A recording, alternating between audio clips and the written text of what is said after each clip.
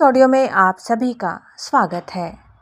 दोस्तों, आज जो मैं कहानी आपको सुनाने जा रही हूँ उसका शीर्षक है पुत्रदा एकादशी। तो चलिए दोस्तों, कहानी शुरू करते हैं।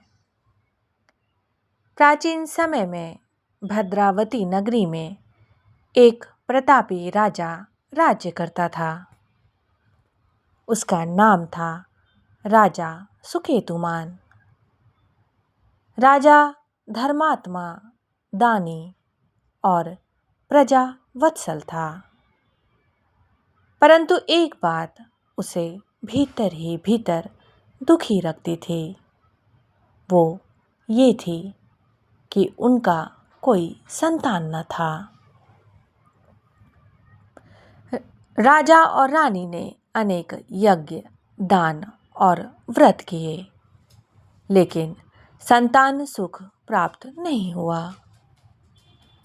राजा को चिंता सताने लगी कि उसके बाद वंश कैसे चलेगा और पितरों का तर्पण कौन करेगा। एक दिन राजा जंगल में शिकार करते हुए ऋषियों के आश्रम पहुंचे। राजा ने अपनी व्यथा ऋषियों से कही। तब ऋषियों ने कहा, हे राजन,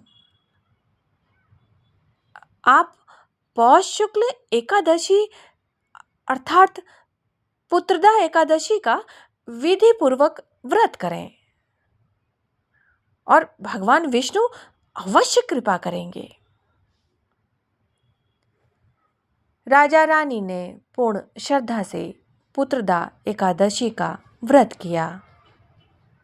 पूरे दिन उपवास रखा।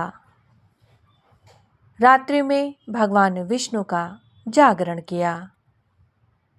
विष्णु सहस्त्र नाम का पाठ किया और द्वादशी को ब्राह्मणों को भोजन कराया।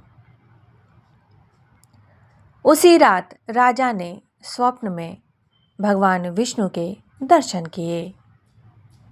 भगवान ने कहा, हे राजन, तुम्हारी भक्ति से मैं बहुत प्रसन्न हूं। शीघ्र ही तुम्हें तेजस्वी और धर्मात्मा पुत्र की प्राप्ति होगी।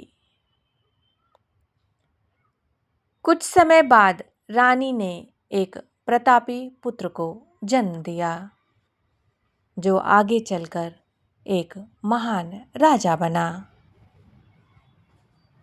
कहा जाता है, जो दंपति पुत्रदा एकादशी का व्रत करते हैं उन्हें संतान सुख प्राप्त होता है। संतान दीर्घायु और संस्कारी होती है। वंश और पितरों की तृप्ति होती है। कथा का संदेश यही है, सच्ची श्रद्धा और नियम पूर्वक व्रत कभी निष्फल नहीं जाता। भगवान विष्णु भक्तों की मनोकामना पूर्ण करते हैं। तो दोस्तों, ये छोटी सी कहानी कैसी लगी? अगर अच्छी लगे तो लाइक, शेयर, कमेंट करना ना भूलें। Thank you.